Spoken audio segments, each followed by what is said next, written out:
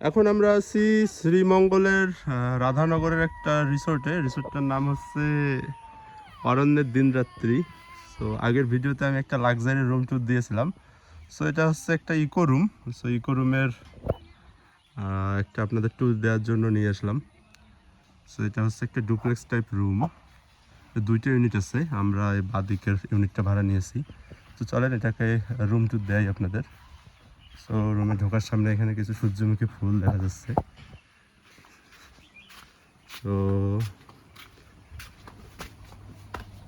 এটা eco কটেজের room. এখানে কিন্তু এসি টেসি হয় না, এসি হচ্ছিল লাক্সারি রুমে।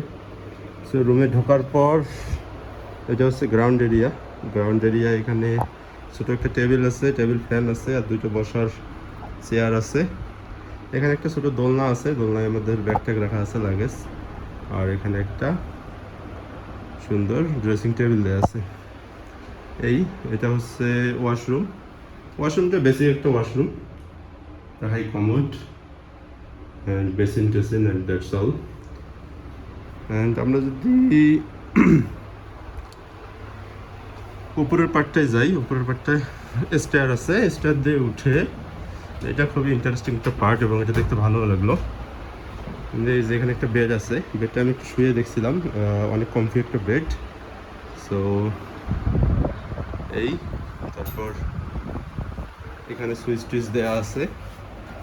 বেডে যদি শুয়ে এই যে উপরে ফ্যান আছে। And that's the room.